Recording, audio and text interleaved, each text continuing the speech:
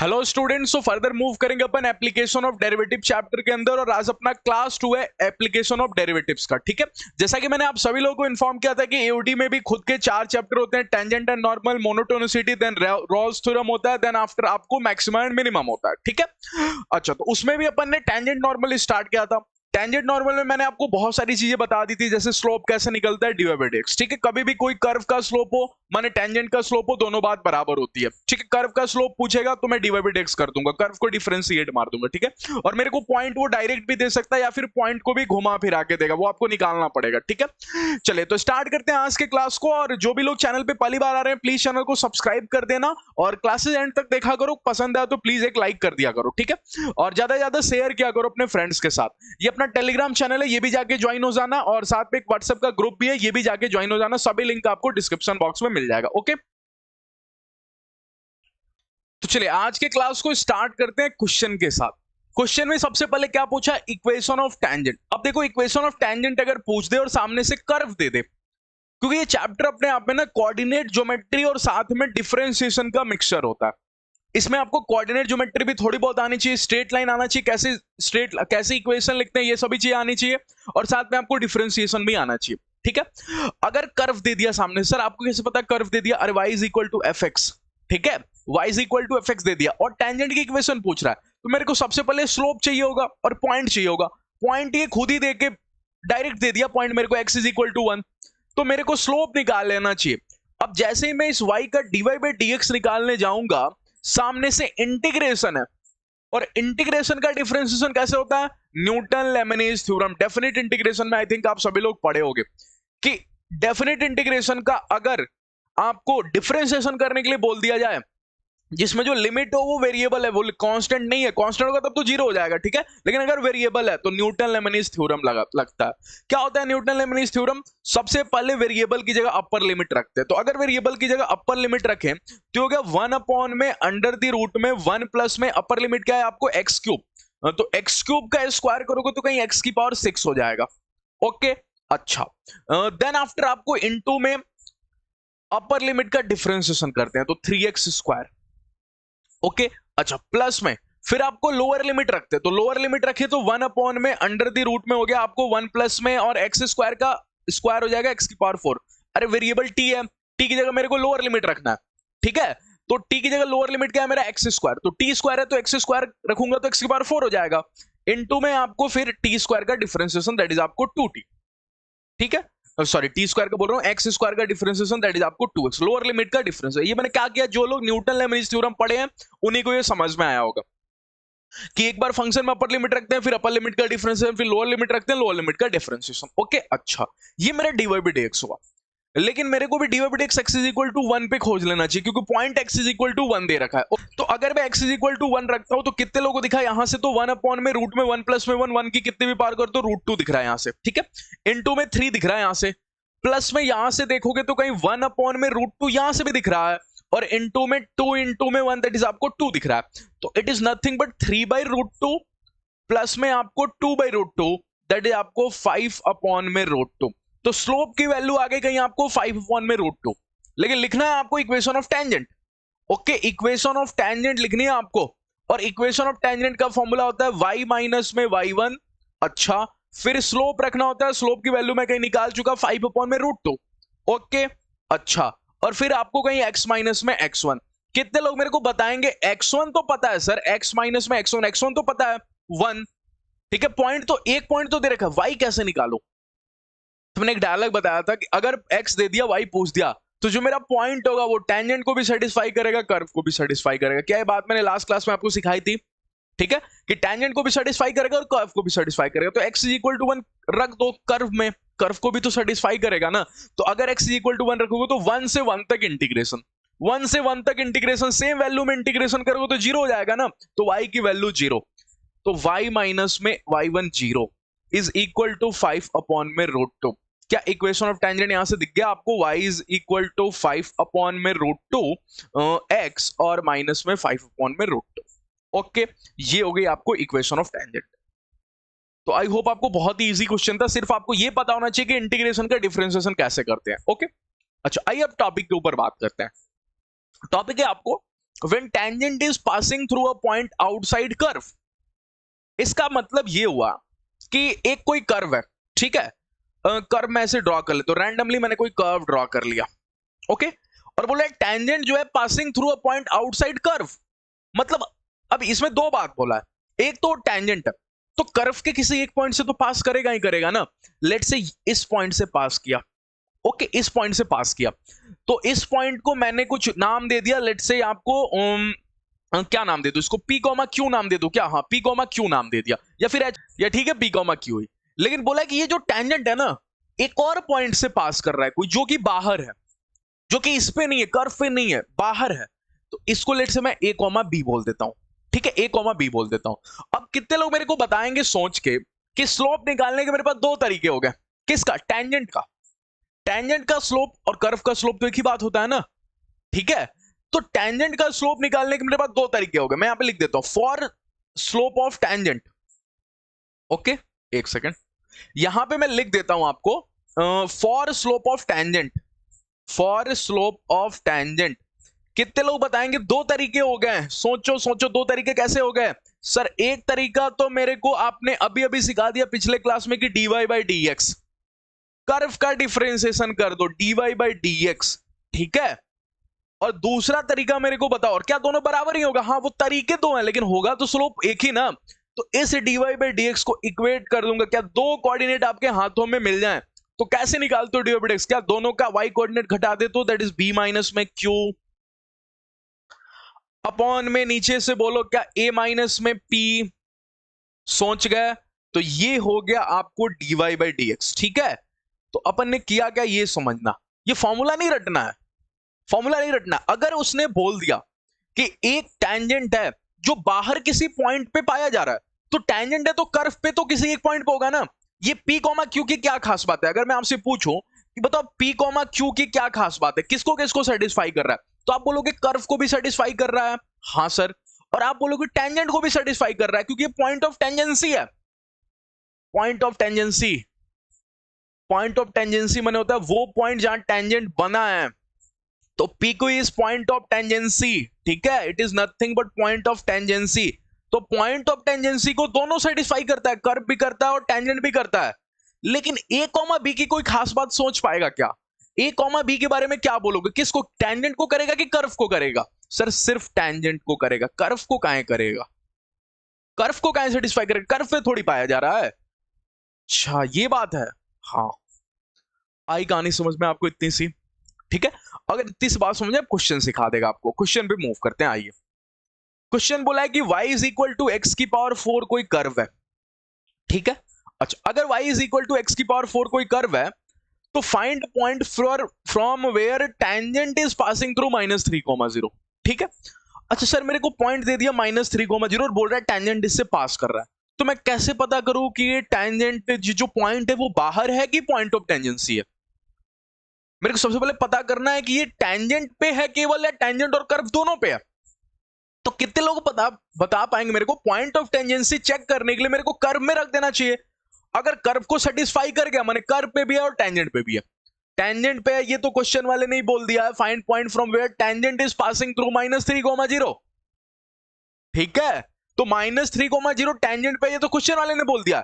अगर वो कर्व पे भी है तो पॉइंट ऑफ टेंजेंसी है, और अगर कर्व पे नहीं है तो वो कहीं बाहर है, वो a कॉमा बी है।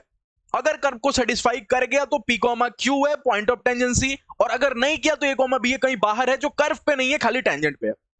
समझने की कोशिश करना, थोड़ा सा टफ हो रहा होगा आपके लिए, कंफ्यूजन हो सकता है, यहां पे बन सकता है कंफ्यूजन, बच्चा नहीं समझ पा रहा हो क्या क्वेश्चन बोल रहा है, क्वेश्चन क्या बोल रहा है समझ ही में नहीं आया बच्चे को यहाँ पे। तो इसलिए थोड़ा सा क्लियर होके सुनना एक एक बात मेरी, ठीक है, एक एक बात पूरा कॉन्सेंट्रेट, पूरा फोकस होके सुनना जो मैं बोल रहा हूं।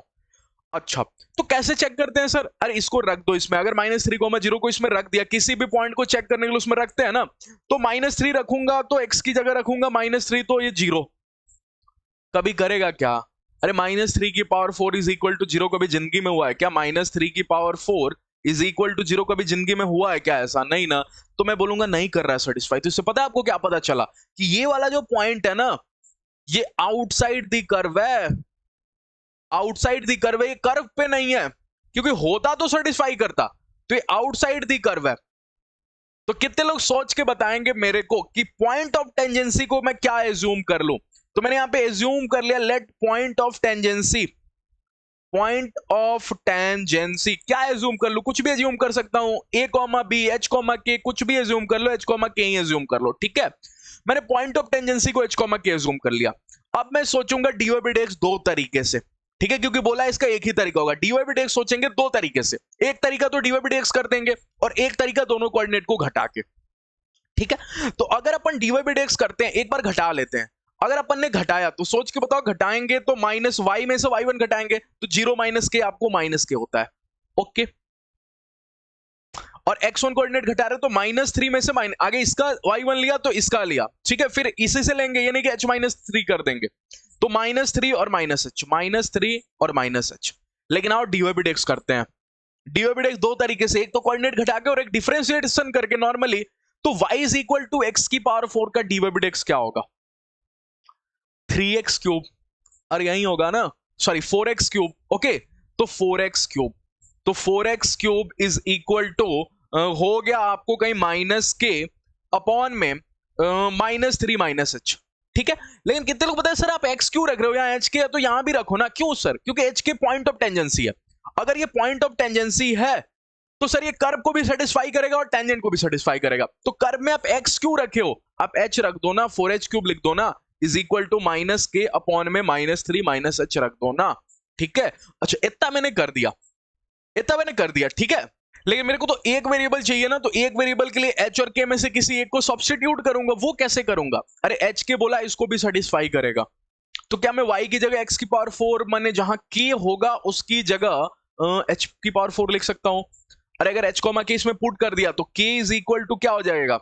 h की पावर 4, यही हो जाएगा ना। तो मैं k की जगह h की पावर 4 रख देता हूं, तो यहां से हो गया 4h cube is equal to k की जगह मैं h की पावर 4 रख रहा हूं, तो माइनस में h की पावर 4 अपॉन में -3 -h। तो कितने लोग मेरे को सोच के बताएंगे इसकी मल्टीप्लाई होगी तो क्या हो जाएगी? 4h क्यूब और -3 का क्या हो जाएगा? माइनस का 12, ठीक है, माइनस का 12h क्यूब। सोच गए? ओके। अच्छा फिर यहां से सोच के बताना मेरे को, यहां से क्या हो जाएगा? माइनस का आपको 4h की power 4, okay, is equal to यहां से हो गया आपको -h की पावर 4। अब जस्ट आपको h में ही केवल क्वाड्रेटिक इक्वेशन दिख रहा है, तो यहां से तो इजीली दिख रहा है आपको कि यहां से सभी h गायब हो गए, यहां से रह गया आपको माइनस का 12 h क्यूब को अगर मैं कॉमन ले लेता हूं यहां से तो माइनस का 5h की पावर 4 हो जाएगा। यहां से तो आप कर ही लोगे, ठीक है, फिर मैं कर देता हूं। यहां से देखोगे तो ये हो जाएगा माइनस का 12h क्यूब, ओके, और ये इधर जाएगा तो हो जाएगा आपको माइनस का 3h की पावर 4 इज इक्वल टू 0। अरे -4h की पावर 4 और ये इधर जाएगा तो प्लस का हो जाएगा ना, तो -4 और प्लस -3 की h की पावर 4 हो जाएगा। अब यहां से करना कौन सी बड़ी बात है, ठीक है, आप 3 को कॉमन ले लोगे और h क्यूब को भी कॉमन ले लोगे, तो आप 3h क्यूब को कॉमन ले लोगे, ठीक है, वो भी माइनस का कॉमन ले लो, तो यहां से हो जाएगा आपको 4h या सिर्फ 4, ओके, सिर्फ 4 हो गया, ओके, और माइनस का यहां से हो गया आपको h, ओके, माइनस का नहीं प्लस का हो गया ना, इज इक्वल टू 0, ओके। तो यहां से आपको h की वैल्यू आ गई 0 और एक आ गई h की वैल्यू आपको -4, दिख तो रहा है आपको, ठीक है। तो अब आप कर्व में रख देना, आपको k की वैल्यू मिल जाएगी, k की वैल्यू आप कमेंट सेक्शन बता देना मेरे। चलिए मैं आगे क्वेश्चन पे मूव कर देता हूं, अगले क्वेश्चन पे बोला tangent at any point on the curve this is directly proportional to. बहुत अच्छा क्वेश्चन है, बहुत अच्छा क्वेश्चन है, ध्यान से देखना। बोला है कि इस पे कोई भी एक पॉइंट, ठीक है, इसके टेंजेंट पे कोई भी पॉइंट, तो इसके टेंजेंट को सबसे पहले मेरे को लिखना पड़ेगा। तो भाई डायरेक्टली आपको नहीं बोला है कि आप इक्वेशन ऑफ टेंजेंट लिखो, और बार कर्व दिया और नहीं बोला कि डायरेक्टली की इक्वेशन ऑफ टेंजेंट लिखो। अब की बार आपको खुद को सोचना पड़ेगा कि आपको इक्वेशन ऑफ टेंजेंट ही लिखनी है। क्यों? क्योंकि टेंजेंट के किसी पॉइंट की बात कर रहा है तो सबसे पहले आपको इक्वेशन ऑफ टेंजेंट लिखनी पड़ेगी ना। अब बच्चा सोच रहा है इक्वेशन ऑफ टेंजेंट लिखने के लिए क्या करते हैं सर? अरे एक ही काम करते हैं, सबसे पहले स्लोप के पीछे भागते हैं, ठीक है, स्लोप के पीछे भागेंगे तो इसका डीवाई बाई डीएक्स निकालेंगे। अब इसका डीवाई बाई डीएक्स निकालने के लिए a अपॉन में x स्क्वायर का डीवाई बाई डीएक्स सोचेंगे। कितने लोग बताएंगे 1 अपॉन x, ये तो बाहर हो जाएगा, 1 अपॉन x स्क्वायर का क्या हो जाएगा? -1 अपॉन x, क्योंकि x की पावर -2 का क्या हो जाएगा? -2 जंप करके आगे आएगा और -2 की 1 डिग्री कम होगी तो -3 हो जाएगा, तो हो जाएगा आपको माइनस का 2a अपॉन में x क्यूब। सोच गए? अरे एक्स स्क्वायर का -2 जंप करके आगे जाएगा, -2 की 1 डिग्री का -3 हो जाएगा, वो मैंने नीचे लिख दिया, ठीक है। अच्छा प्लस के अंदर बी अपॉन में वाई स्क्वायर का भी एग्जैक्टली क्या यही होगा, -2 अपॉन में बी एक्स क्यूब, तो -2b अपॉन में वाई क्यूब मैंने लिख दिया। लेकिन सर वाई का भी तो होगा वाई डैश, हाँ, इज इक्वल टू 1 का 0, ठीक है। अच्छा, यहां से अगर मैं वाई डैश पता करूं तो वाई डैश की वैल्यू बोलो, क्या ये वाली पार्टी उधर जाएगी तो प्लस का बन जाएगी -2a अपॉन में एक्स क्यूब, ठीक है। और इसके नीचे ये पार्टी कहीं आपको डिवाइड में होगी, ये इधर गई तो प्लस का होगी, सॉरी, ठीक है, प्लस का होगी, और ये जाएगी तो माइनस का कर देगी, तो अपॉन में आपको मैं लिख दूं 2b अपॉन में वाई क्यूब, ठीक है, और वो भी माइनस का। तो कितने लोगों को पता चल गया कि ये 2 से 2 कैंसिल हो गया, ओके। और ये जो चीज लिखा हुआ है आप a अपॉन में एक्स क्यूब डिवाइडेड बाई ये करके भी सोच सकते हो, ये लिखा ए वाई क्यूब अपॉन में कहीं बी एक्स क्यूब, ठीक है, और वो भी माइनस का, तो dy बाई dx मेरे पास आ गया। और अगर मेरे पास dy बाई dx आ गया तो अब मैं इक्वेशन ऑफ टेंजेंट लिख दूंगा। इक्वेशन ऑफ टेंजेंट कैसे लिखेंगे बताना मेरे को। इक्वेशन ऑफ टेंजेंट लिखने जाऊंगा, मेरे पास पॉइंट, लेकिन सर सरकार ने पॉइंट भी नहीं दिया। अरे क्वेश्चन वाले ने पॉइंट नहीं दिया, और पॉइंट ही तो पूछ रहा है कि पॉइंट डायरेक्टली प्रोपोर्शनल किसको होगा, कोई भी पॉइंट, तो मैं कोई भी पॉइंट x1 y1 मान लूंगा। तो मैंने लिखा y माइनस में y1, ओके। अच्छा, और स्लोप की वैल्यू बताना मेरे को, स्लोप की वैल्यू क्या है, -ay क्यूब, ओके। तो मैं लिखता हूं माइनस का ay क्यूब अपॉन में यहां पे लिखूं तो लिखूंगा bx क्यूब, ठीक है। अच्छा, और x माइनस में x1, ये मेरी इक्वेशन ऑफ टेंजेंट तैयार हो रही है, ठीक, जिसपे किसी एक पॉइंट पे बात किया, कोई भी एक पॉइंट। तो क्या ये इक्वेशन ऑफ टेंजेंट है क्या, सोच के बताना, ये इक्वेशन ऑफ टेंजेंट है क्या, हाँ। और इस पे कोई भी एक पॉइंट में ये पकड़ लेता हूं, ये मेरे लिए आसान होगा। तो कितने लोग बताएंगे इसके लिए 0 हो जाएगा, y कोऑर्डिनेट और x कोऑर्डिनेट कुछ होगा। तो अगर ये वाली पॉइंट की मेरे को बात करनी है ना, तो सर इसी पॉइंट की क्यों बात करनी है, क्योंकि उसने थोड़ी बोला कोई एक फिक्स पॉइंट, उसने बोला कोई भी point, any point on the tangent. तो टेंजेंट कहीं ना कहीं कभी तो जाके x इंटरसेप्ट को काटेगा, x एक्सिस को काटेगा, और अगर वो काटा तो उस पॉइंट पे y क्या 0 होगा, तो मैं y को 0 कर देता हूं। अगर मैं y को 0 कर देता हूं तो सोच के बताना मेरे को, यहां से रह जाएगा -y1, ओके, मैंने y को 0 कर दिया, और इधर से कहीं आपको दिख माइनस का a y1 क्यूब, चूंकि y1 x1 करते हैं, ठीक, क्योंकि स्लोप x1 y1 भी निकालने हैं ना, स्लोप एट x1 y1 चाहिए ना, तो -y1 क्यूब अपॉन में b x1 क्यूब, ओके, और x माइनस में x1 अपना चल ही रहा था, ठीक है। अच्छा, इतना देख के ना मेरे मन में ऐसी लालच है कि कोई ना कुछ सब्स्टिट्यूट कर लूं, क्यों, क्योंकि एक ही में खेलूं ना, y को हटा देता हूं। तो यहां से सबसे पहले मैं x के पीछे भागता हूं, क्योंकि मैंने y को 0 रखा, तो x यहां से देखूं तो यहां से हो जाएगा आपको माइनस का b x1 cube y1, okay, upon में नीचे देखूं तो माइनस का a y1 क्यूब, ये इतना हो गया, ठीक है। और प्लस में आपको x1 कर दूं इज इक्वल टू x कर दूं, ये हो गया। मैं तब तक ये मैं माइनस और माइनस भी डिलीट कर देता हूं, ठीक है। अच्छा, इससे मेरा क्या फायदा होगा पता है, क्योंकि आपको कोई पॉइंट पूछा है, इसलिए मैंने पॉइंट के पीछे भागा, मैं x के पीछे भागा, ठीक है, मैंने x निकाला, क्योंकि वो कोई पॉइंट पूछा है डायरेक्टली प्रोपोर्शनल होगा, तो इसलिए मैं x के पीछे भागा कि पता करता हूं x किसके डायरेक्टली प्रोपोर्शनल है, ठीक है। अच्छा, इसमें से किसी एक लोग को हटाना चाहूं, लेट से y1 को हटाना चाहूं, सबसे पहले इसको मैं साफ सफाई करके थोड़ा लिख देता हूं, ये कहीं आपको 2 बार लिख दिया क्या, b x1 क्यूब y1, ठीक है, b x1 ये 2 बार लिख दिया b, ठीक है। तो ये लिखा है, आपको एक बार फिर से लिख देता हूं, b x1 क्यूब y1, ठीक है, अपॉन में कहीं लिखा हुआ है आपको a y1 क्यूब, ठीक, इज इक्वल टू कहीं लिखा हुआ है आपको x, ठीक, और x1 प्लस भी है। अब थोड़ा कर्व को देखते हैं, सब्स्टिट्यूट तो एक ही से मदद मांगेंगे ना, कर्व से। अगर आपको सब्स्टिट्यूट करने की जरूरत पड़ गई y को, तो कर्व से ही मदद मांगोगे। थोड़ा कर्व को लिखते हैं, क्या कर्व अपना a अपॉन में एक्स स्क्वायर प्लस में b अपॉन में y square is equal to 1 है, ओके। अच्छा, इधर बहुत ध्यान से देखोगे तो कहीं आपको पता चलेगा b अपॉन में वाई स्क्वायर की जगह आप 1 माइनस में a अपॉन में एक्स स्क्वायर लिख सकते हो। तो मेरे को क्या पता चला कि b अपॉन में वाई स्क्वायर की जगह मैं 1 माइनस में a अपॉन में एक्स स्क्वायर लिख सकता हूं। लेकिन सर मेरा b अपॉन में वाई स्क्वायर इधर कहां है, अरे देखो y1 से एक y1 कटने के लिए रेडी है, स्क्वायर बनने के लिए रेडी है, ठीक है। तो मैं इधर लिखता हूं, ये थोड़ा अच्छा क्वेश्चन था, मैंने पहले बताया था, x1 प्लस में b x1 क्यूब और a इंटू में मैं लिख देता हूं y1 स्क्वायर, ठीक है, ये नीचे हो गया, और b को भी इधर ही ले लेता हूं, क्योंकि मेरे को b अपॉन में y1 स्क्वायर सब्स्टिट्यूट करना है। तो मैं यहां पे लिख देता हूं b अपॉन में y1 स्क्वायर, ठीक है, इज इक्वल टू x। अब सोच के बताओ, यहां से तो x1 चला, प्लस में यहां से x1 क्यूब अपॉन में मेरे को कोई तकलीफ नहीं, मेरे को पूरी पार्टी x में चाहिए, b अपॉन में y1 स्क्वायर को सब्स्टिट्यूट कर देता हूं 1 अपॉन में a अपॉन में x square is equal to x। अब अगर इसको सॉल्व करता हूं तो मेरे को यहां से दिखेगा x1 प्लस में यहां दिखेगा x1 क्यूब अपॉन में a माइनस में यहां दिखेगा x1 क्यूब a अपॉन में ax1 स्क्वायर। ठीक है, यहां पे x1 y1 तो मैं रख ही सकता हूं कर्व में, इज इक्वल टू x। कितने लोग मेरे को सोच के बताएंगे यहां से कि क्या ये x1 स्क्वायर से एक x1 खत्म हो गया, ये a से a खत्म हो गया, ये पूरी तरह से केवल x1 रह गया और x1 ये खत्म हो गया। तो जो रह गया आपके पास ये रह गया x is equal to x1 cube upon में a। तो सर ये तो a कांस्टेंट है तो x is directly proportional to x1 cube. बहुत अच्छा क्वेश्चन था। ठीक है, ऐसे क्वेश्चन आपके एग्जाम में पूछे जा सकते हैं।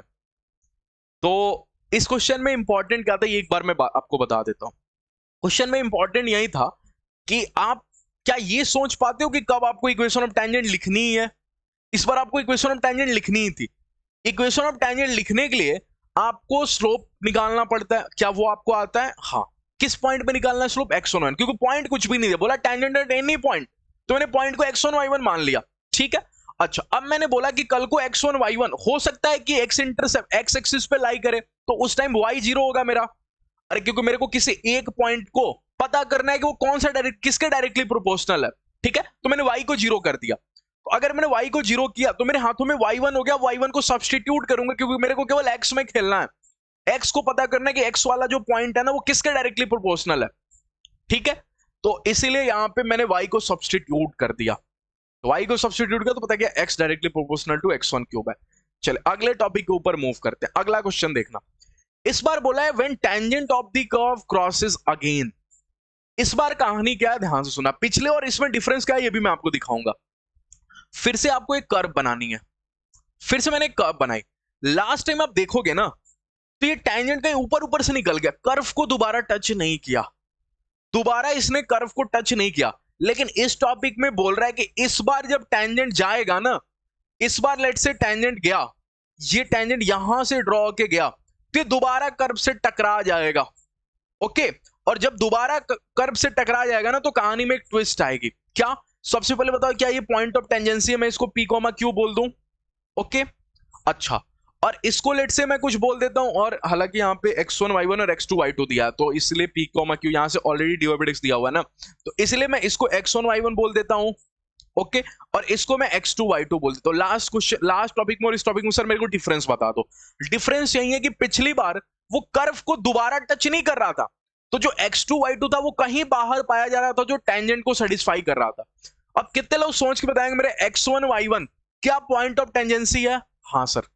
क्या दोनों को सेटिस्फाई करेगा? हाँ सर, कर्व को भी और टेंजेंट को भी। ठीक है, लेकिन x2 y2 की क्या खास बात होगी? सर ये भी तो दोनों को सेटिस्फाई करेगा, टेंजेंट को भी और कर्व को भी। हाँ, तो सर फिर डिफरेंस क्या है x2 y2 और x1 y1 में? यहाँ क्या डिफरेंस है? x2 y2 point of tangency नहीं है। तो सर उससे क्या होता है?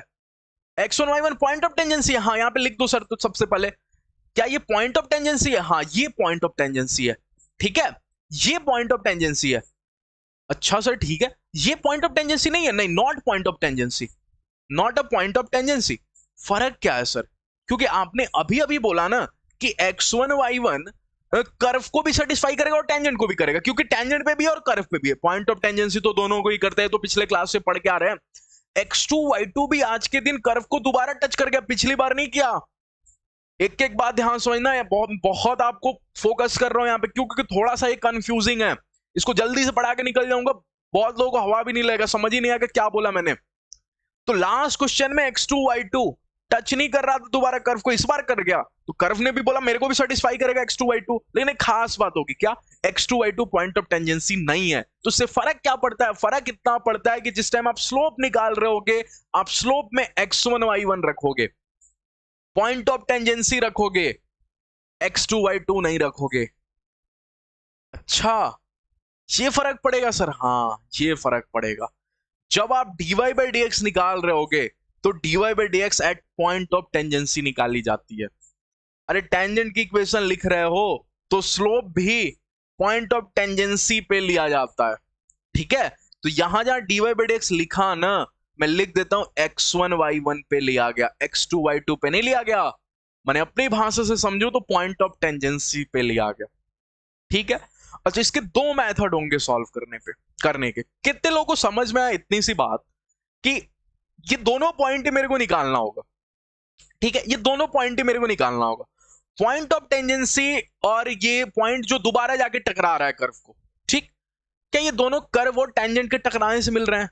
अरे कर्व और टेंजेंट, कर्व और टेंजेंट, तो सर ये कर्व और टेंजेंट का इंटरसेक्शन पॉइंट है, दोनों के दोनों, x1 y1 भी और x2 y2 भी कर्व और टेंजेंट के इंटरसेक्शन पॉइंट है।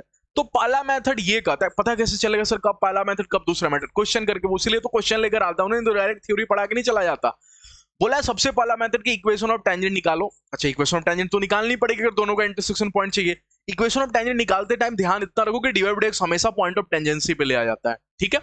और फिर कर्व की इक्वेशन क्वेश्चन वाला देगा, दोनों को भिड़ा दो, दोनों को भिड़ा दोगे, x1 y1 भी आ जाएगा, x2 y2 भी आ जाएगा, फिर जो पूछेगा मैं बता दूंगा, ठीक है। या फिर दूसरा मेथड होगा कि मैं डायरेक्टली सोच लूं कि dy by dx निकालने के दो मेथड, एक तो डिफरेंशिएशन कर दूं, x1 y1 वैल्यू पुट कर दूं, दूसरा दो पॉइंट दिया तो जैसे पिछला वाला किया। ये लास्ट वाला तरीका, लास्ट वाला, अभी लास्ट वाला टॉपिक किया ना, तो यही तरीका तो किया, लेकिन फर्क क्या है कि x2 y2 मत रखना dy by dx में, क्योंकि वो पॉइंट ऑफ टेंजेंसी नहीं है। आइए क्वेश्चन करके सीख लेते हैं, आपको बहुत चीजें क्वेश्चन से ही समझानी पड़ती है मेरे को, ठीक है।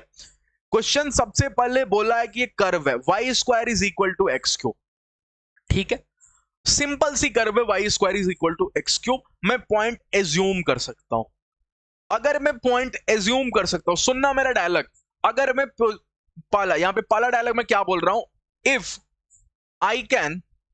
If we can able to assume points, ठीक है। कैसे सर पॉइंट्स कैसे एज्यूम कर सकते हैं? Y square is equal to x cube, बहुत सिंपल कर्व है।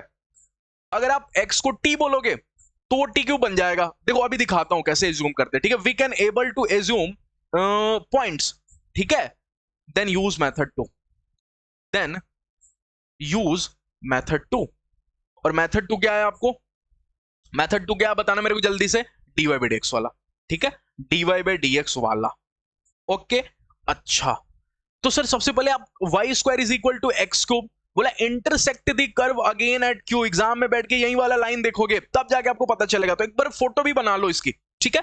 आप फोटो बनाते हैं, तो मैंने कहीं ऐसा कर्व बना दिया, मेरे को नहीं पता y square is equal to x cube ऐसा होता है, मैंने ऐसा बना दिया, ठीक है। अच्छा, एक्स एक्सिस और वाई एक्सिस भी बना ही देना लगे, क्योंकि पता है क्यों बनाना एक्स एक्सिस और वाई एक्सिस, क्योंकि क्वेश्चन वाले ने बोला ना एक बात यहाँ पे कि कर्व अगेन एट क्यू, सबसे पहली बार आपको पी पे मिल रहा है, सबसे पहली बार पी पे मिल रहा है, देन दोबारा क्यू पे मिल रहा है, कौन, टेंजेंट। एक मिनट, टेंजेंट को यहां से बनाता हूं, टेंजेंट को यहां से बनाता हूं, तो पी मेरा ये हो जाएगा ना, सॉरी फॉर दैट, एक मिनट, टेंजेंट को यहां से ड्रॉ किया, ओके। तो पी मेरा कहीं ये है और क्यू मेरा कहीं ये है, पी पॉइंट ऑफ टेंजेंसी, लेकिन क्यू नहीं है, क्योंकि बोला if tangent eight P, P पे टेंजेंट बन रहा है और क्यू पे दोबारा जाके टकरा रहा है। लेकिन एक खास बात है कि लाइन ओपी और ओक्यू के भी दर्शन कराने हैं आपको, ओपी और ओक्यू, जिसमें बोला ओ ओरिजिन है, तो ओपी माने ये लाइन हो गई, ओपी माने ये लाइन होती है, ओ से पी तक मिला दो, ये स्ट्रेट फील करना भाई, ठीक है। और ओक्यू ये वाली लाइन हो जाएगी, अरे ओक्यू तो बहुत, ये कहां चला गया ओक्यू मेरा, ठीक है, ये है ओक्यू। अच्छा, फिर बोला है आपको कि makes angle alpha and beta with x axis, माने ओपी अल्फा बना रहा है, माने ये ओ है, तो ये ओपी जो है ना, ये एंगल अल्फा कहीं बना रहा है, ये कहीं एंगल अल्फा बना रहा है, और ये कहीं एंगल बीटा बना रहा है, ठीक है। आपको बताना है tan अल्फा अपॉन में tan बीटा, तो मैंने एक ही तरीका बताया, अगर कर्व आसान है, क्योंकि कर्व को देखो, कर्व क्या है, कर्व है आपको y square is equal to x को, बहुत ध्यान से देखना, ये सभी चीजें आसान चीजें नहीं पढ़ा रहा हूं आज के क्लास में, थोड़ी सी टफ चीजें पढ़ा रहा हूं, तो थोड़ा सा आपको हो सकता है कि परेशानी हो, ओके। लेकिन सीखना जो बच्चा इस पे फोकस कर जाएगा और आज का क्लास सीख जाएगा ना, टेंजेंट नॉर्मल, वो सीख जाएगा, क्योंकि आज का क्लास थोड़ा टफ है कंपेयर टू लास्ट क्लास। अच्छा, अगर मैं पॉइंट को एज्यूम करने जाऊं तो पहले पॉइंट को देखना कैसे एज्यूम करते हैं पैरामीट्रिक कर्व्स में, ठीक है। अगर मैं कर्व को देखूं तो कर्व है y square is equal to x, तो पता है शॉर्ट ट्रिक बता देता हूं कैसे कोऑर्डिनेट्स बनाने होते, उल्टा कर दो, उल्टा माने जब आप x कोऑर्डिनेट लिखो ना, तो y पे स्क्वायर है तो आप x कोऑर्डिनेट को t1 स्क्वायर लिखो, ठीक है। और y कोऑर्डिनेट को क्या, y x के हाथ में क्यूब है, तो अब y कोऑर्डिनेट को t1 होल क्यूब लिखो, अब रख के देखो सेटिस्फाई करेगा, अब रख के देखो सेटिस्फाई करेगा। अरे x कोऑर्डिनेट के लिए t1 स्क्वायर रखो और y की जगह आप t1 क्यूब रखो, दोनों तरफ पावर 6 6 हो जाएगा, ठीक है, तो उल्टा कर दिया जाता है। ओके, एक्स कोऑर्डिनेट की डिग्री वाई वाली मान लेना और वाई कोऑर्डिनेट की डिग्री एक्स वाला मान लेना, क्योंकि दोनों को बैलेंस करना होता है, सेटिस्फाई करना होता है ना। तो कितने लोग बताएंगे मेरे को क्यू कहीं बराबर तो नहीं होगा? नहीं, तो इसको T2 स्क्वायर और T2 क्यू मानना मैं पसंद करूंगा। तो मैंने पॉइंट एज्यूम कर लिया। अगर मैंने पॉइंट एज्यूम कर लिया तो मैं डायरेक्ट अपना तरीका लगाऊंगा, कौन सा? dy by dx। ठीक है, dy by dx is equal to, मेरे को सोच के बताना, dy by dx is equal to, क्या करूं? इन दोनों को घटा दूं। अगर इन दोनों को घटाऊंगा तो कहीं लिखूंगा T2 का होल क्यूब, ओके, माइनस में T1 का होल क्यूब, ओके, माइनस में T1 का होल क्यूब। ध्यान से देखना एक एक चीजें। अच्छा, नीचे बताओ, नीचे में कोऑर्डिनेट कौन सा घटाऊं? X coordinate. एक्स कोऑर्डिनेट घटा रहा हूं तो x coordinate T2 square minus में T1 square, T2 square minus में T1 स्क्वायर। ओके, अच्छा, इतनी बात चल रही थी सर, तब तक मैं जल्दी से dy by dx भी सोच ही लेता हूं। dy by dx बताओ जल्दी से इसका। y square is equal to x cube का dy by dx सोचते हैं। ठीक है, अगर dy by dx सोचते हैं तो यहां से हो जाएगा 2y इंटू में y डैश, ओके, और एक्स क्यूब का हो जाएगा 3x स्क्वायर। ठीक है, इतना सा आपको तो समझ में आ रहा है, 3x स्क्वायर हो गया। अच्छा, फिर आपको दिखेगा कहीं y dash is equal to हो जाएगा 3x स्क्वायर अपॉन में 2y। बट आपसे एक बात पूछूंगा, उम्मीद है आप मेरे को बता दोगे x y क्या रखूं, x और y की जगह क्या रखूं? कौन सा, ये वाला q रखूं कि p रखूं? मेरे को सोच के बताना, सोच जाओगे तो बहुत अच्छा लगेगा। मैंने उसी पर अभी फोकस किया, p रखूं कि q रखूं? p रखो सर, क्योंकि dy by dx point of tangency पे निकाली जाती है, तो p रखो, q मत रखो। तो यहां मैं लिख देता हूं, क्या रखूं यहां पे? p रखो। p माने p क्या है आपको? p है आपको कहीं T1 स्क्वायर और T1 क्यूब। तो x की जगह मैं T1 स्क्वायर रखना पसंद करूंगा, तो T1 स्क्वायर माने T1 की पावर होल 4 हो गया। ठीक है, 4 हो गया। और यहां पर रखू 2y, y की जगह क्या रख दूं? y की जगह मैं रखना चाहूंगा T1 क्यूब, तो यहां मैंने रख दिया T1 क्यूब। ठीक है, तो it is nothing but 3/2 T1। Okay, तो ये हो गया आपको 3/2 T1। क्या मजा आया होगा आपको? तो प्लीज लाइक करना क्लासेस को। ओके, क्यों? आपको समझ में आ रहा होगा कि कितना एफर्ट मेरे को डालना पड़ा, क्योंकि आसान चीजें नहीं है। मेरे को ये समझा पाना कि आपको पी रखना है, क्यों नहीं रखना, कि कोई आसान बात नहीं है, क्योंकि पॉइंट ऑफ टेंजेंसी पे स्लोप निकाला जाता है, थोड़ी ना किसी भी पॉइंट पे आप स्लोप निकाल दोगे। ओके, चले आगे की बात करते हैं। अब इधर से देखते हैं, इधर से तो बहुत आसान है, इधर तो अलजेब्रा ही अब बच गया सॉल्व करने के लिए। क्या ऊपर आपको दिख रहा है a क्यूब माइनस में b क्यूब? क्या इससे मैं लेना चाहूं तो T2 माइनस में T1 ले लूं, तब तक ये अंदर आ जाएगा T2 स्क्वायर प्लस में T1 स्क्वायर प्लस में T1 T2। ये तो आपको आना चाहिए ना, a cube minus b cube, a minus b बाहर ले लिया जाता है, a1 स्क्वायर प्लस में b1 स्क्वायर माइनस प्लस में ab। अच्छा, तब तक ये इसकी फोटो ऐसी भी बनानी पड़ेगी ताकि T2 माइनस में T1 कैंसिल आउट हो सके, T2 प्लस में T1, ये दिख तो रहा है आपको? ठीक है, अच्छा, अब बताओ क्या उड़ा दूं? क्या T2 माइनस में T1 डिलीट कर दूं? तो मैंने क्या किया, T2 माइनस में T1 बेटा को डिलीट कर दिया। ओके, अच्छा, इसको डिलीट करते ही अब मेरे मन में लालच है कि क्यों ना मैं क्रॉस मल्टीप्लाई कर लूं। अगर मैं क्रॉस मल्टीप्लाई करूंगा तो 3/2 T1 T2 मेरे को नजर आएगा। ठीक है, और प्लस में मेरे को नजर आएगा 3/2 T1 और T1 की मल्टीप्लाई T1 स्क्वायर नजर आएगी, इज इक्वल टू कहीं T2 स्क्वायर प्लस में T1 स्क्वायर प्लस में T1 T2। ठीक है, इतना सा मेरे को नजर आया। ओके, अच्छा, अब मैं सारी पार्टी को एक पास भेज देता हूं। T2 स्क्वायर को इधर बुलाता हूं, बेटा इधर आओ, T2 square. Okay, 3/2 T1 square, और इधर T2 भी था क्या? T1 स्क्वायर है ना, एक तो T1 है। 3/2 T1 स्क्वायर प्लस में T1 स्क्वायर, सोच के बताओ क्या होगा? क्या 3 प्लस में नीचे नीचे एलसीएम बोलो 2, 3 प्लस में 2 5, तो ये हो जाएगा आपको 5/2 T1 स्क्वायर। ठीक है, डरना मना है, ये सॉल्व करना आता है मेरे को। 3/2 T1 T2 और प्लस में क्या, इसको भी लिख दो 5/2 T1 T2 is equal to 0। अब मेरे को T1 और T2 ही तो निकालने हैं। ओके, सॉरी, इधर आएगा तो ये माइनस होगा ना, मैंने प्लस कर दिया, इधर आएगा तो माइनस होगा ना। अरे T2 स्क्वायर इधर जाएगा तो माइनस होगा ना, तो ये थोड़ा सा गड़बड़ होगा, माइनस ना करके मैंने प्लस कर दिया। ठीक है, तो उससे क्या होगा, 3/2 T1 T2 में माइनस T1/T2 होगा, तो नीचे का एलसीएम 2, तो ये सिर्फ हो जाएगा आपको T1 T2/2। ओके, तो मैं यहाँ पे लिख देता हूं T1 T2/2। ओके, अच्छा, 3/2 T1 स्क्वायर और माइनस का T1 स्क्वायर कितना हो जाएगा आपको, प्लस का T1 स्क्वायर/2। ओके, और माइनस का T2 square is equal to 0, इधर आएगा तो माइनस का हो जाएगा ना। तब तक मैं ध्यान से देखूं तो ये 2 का एलसीएम ले लूंगा, तो ये दिखेगा आपको कहीं T1 स्क्वायर, ओके, माइनस का T2 स्क्वायर, सॉरी 2 इधर आएगा तो 2 T2 स्क्वायर और प्लस का आपको T1 T2 is equal to 0। ठीक है, क्वेश्चन में मेरे से क्या पूछा है एक बार मैं उसको भी थोड़ा ध्यान दे देता हूं। ठीक है, क्वेश्चन मेरे से पूछा tan अल्फा अपॉन में tan बीटा। इसको देख के बताना जल्दी से tan अल्फा क्या होगा, इसको देख के बताना tan अल्फा क्या होगा। क्या इस कोऑर्डिनेट 0 से लेके 0 क्या है 0,0। tan अल्फा की वैल्यू बोलो यहां से यहां तक का स्लोप। अरे एक्स एक्सिस से तो स्लोप ही तो है, स्लोप कैसे निकलेगा? क्या T1 क्यूब माइनस में T1 स्क्वायर। अरे वाई कोऑर्डिनेट दोनों का घटा दिया और एक्स कोऑर्डिनेट दोनों का घटा दिया। ओके, अपॉन में tan बीटा बोलो क्या यहां से यहां तक का स्लोप। स्लोप कैसे निकलता है? दोनों का वाई कोऑर्डिनेट और दोनों का एक्स कोऑर्डिनेट घटा देते हैं, तो T2 क्यूब माइनस में T2 का स्क्वायर। ओके, यही हो गया ना। अब अभी अपन देख के आएंगे, अच्छा सॉरी tan अल्फा निकाल रहे थे ना, tan अल्फा और tan बीटा साथ में कर दिया मैंने। tan अल्फा निकाल रहे हैं तो y1 कोऑर्डिनेट घटाएंगे, दैट इज आपको T1 क्यूब माइनस में 0। ठीक है, तो T1 क्यूब और T1 स्क्वायर, तो यहां से देखो तो T1 हो गया। सिमिलरली देखोगे तो tan बीटा आपको T2 हो जाएगा। ओके, तो आपको जो निकालना है ना, आपको जो फाइंड करना है, दैट इज आपको T1 बाई T2 फाइंड करना है। This we have to find T1 by T2। अगर आपको T1 बाई T2 फाइंड करना है तो कितने लोग पता चल गए यहाँ T1 है, T2 लाने के लिए क्या मैं डिवाइडेड बाई T2 ना करके T2 स्क्वायर कर दूं, तभी तो इधर आपको दिखेगा T1 बाई T2 का होल स्क्वायर। ओके, माइनस में यहां दिखेगा आपको 2 और यहां दिखेगा प्लस में T2 का होल स्क्वायर करने से कहीं आपको T1 बाई T2 तो नहीं दिख जाएगा इज इक्वल टू 0। अब मैं T1 बाई T2 को x बोल देता हूं, तो ये हो जाएगा एक्स स्क्वायर माइनस में x प्लस में 2 इक्वल टू 0। ओके, तो क्या ये क्वाड्रेटिक इक्वेशन हो गई? आपको यहां तक दिख गया, मल्टीप्लाई करने पे 2 और प्लस करने पे 1, प्लस का x और माइनस का 2 है यहाँ पे। ठीक है, प्लस का x और माइनस का 2।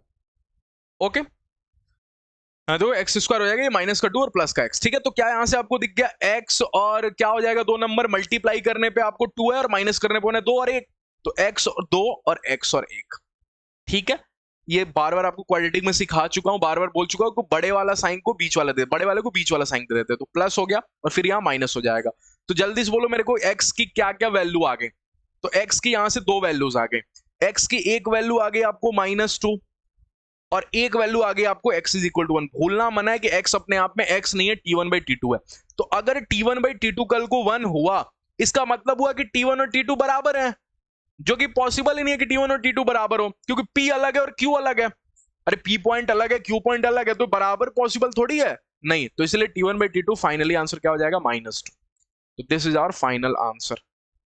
ओके, तो देखो कितना लेंदी क्वेश्चन है, लेकिन अच्छा क्वेश्चन है। तो मैंने क्या सिखाया कि अगर पॉइंट आप एज्यूम कर सकते हो तो dy by dx वाला मेथड लगा, और ध्यान दे रहे कि dy by dx आपको पॉइंट ऑफ टेंजेंसी पे निकालनी है। ठीक है, बस इतना ध्यान रखना है।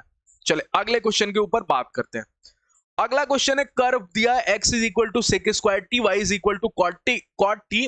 अब आपकी बार dy by dx वाला मेथड फेल हो जाएगा। क्यों? क्योंकि अब की बार पॉइंट एज्यूम करना मुश्किल है, क्योंकि कर्व भी आसान नहीं दिया। ठीक है, और बोला if tangent at p with t is equal to pi by 4 meets curve again, तो अगेन मीट कर रहा है, तो मेरे को दोनों पॉइंट निकालनी पड़ेगी। अब की बार मेरे को दोनों पॉइंट निकालना पड़ेगा। दोनों पॉइंट निकालने के लिए मैं सबसे पहले जंप करूंगा, इक्वेशन ऑफ टेंजेंट लिखने जाऊंगा, क्योंकि मैं इक्वेशन ऑफ टेंजेंट और कर्व की इक्वेशन को भिड़ाऊंगा। ठीक है, अच्छा कर्व भी मेरे को कोई सिंपल नहीं दिया, तो सबसे पहले इक्वेशन ऑफ टेंजेंट लिखने से पहले ना मैं कर्व की इक्वेशन लिखूंगा। सर कर्व की इक्वेशन कैसे लिखेंगे? किसी एक को पकड़ो। ठीक है, अगर किसी, क्योंकि एक्स और वाई दो अलग अलग कर्व दिया, टी में कर्व दिया, मैं एक्स और वाई में कर्व लिखूंगा, तो मैं लिखा तो x इज इक्वल टू, मेरे को पता चला सेक स्क्वायर टी लिखा है। ठीक है, अच्छा कितने लोग सोच के बताएंगे सेक स्क्वायर टी माने कहीं होता है 1 प्लस में tan स्क्वायर टी। ओके, और 1 प्लस में tan स्क्वायर टी माने 1 प्लस में 1 अपॉन में cot स्क्वायर टी, और cot स्क्वायर टी अपने आप में कोई y है, तो इसको मैंने लिखा 1 प्लस में 1 अपॉन में y स्क्वायर। x की वैल्यू, ये अपना कर्व आया x और y में। ओके, ये अपना कर्व आया x और y में, तो सबसे पहले कर्व लिखा, उसके बाद टेंजेंट की इक्वेशन लिखूंगा।